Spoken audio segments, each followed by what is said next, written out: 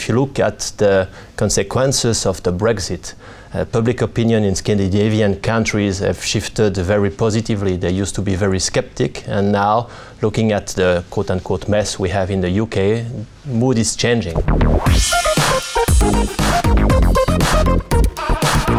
So, Phillippe, how can the European Union stop nations leaving the EU bloc? The EU must definitely stick to one of its major cardinal virtues, providing security to its members.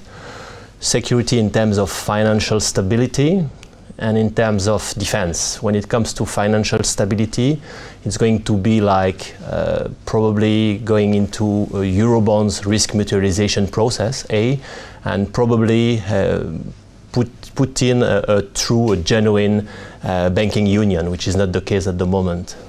When it comes to defense, it's a bit more trivial, of course, protecting a bit better the borders, the peripheral borders of the European Union, but also probably setting up a central agency. So do you expect the dislocation of the EU? No, probably not. Probably not. The odds are lower than 20% in my opinion, and if it were to take place, it wouldn't be before 2018. There are many reasons for that.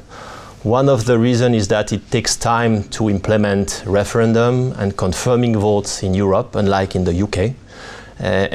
Fortunately, this is something that is going to take a lot of time, minimum 2 years in many countries.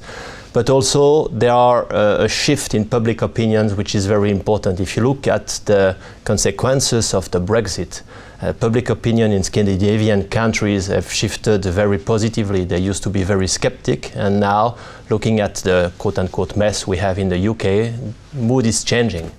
And last but not least, as usual, Europe is delivering into crisis. So they have started to set up sort of a lifeline for Italian banks. And last but not least, something very important happened just before the Brexit.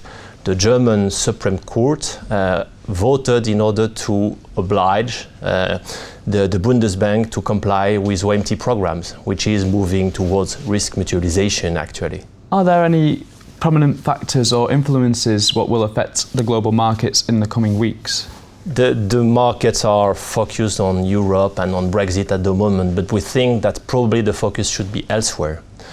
In Japan, something very important is going to take place. They have been cornered by the market and by a poor, dismal economy, and they will very rapidly experience a new tentative monetary policy, which is called helicopter money. This is non-usual sort of a policy, definitely not, and it could be, if well packaged, a new wave of reflation, a positive reflation for the Nikkei. But if it's poorly packaged, it's going to be rejected by the market and probably by China and considered more as a currency war. So it's very binomial, and depending on the outcome, it could be very positive for markets or much more negative. So this is where the focus should be now. Well, thank you, Phillippe, for joining us in our studios today. Thank you very much. That's the end of today's programme, but don't forget to click back on Dukascopy TV for more interviews like this. Goodbye for now.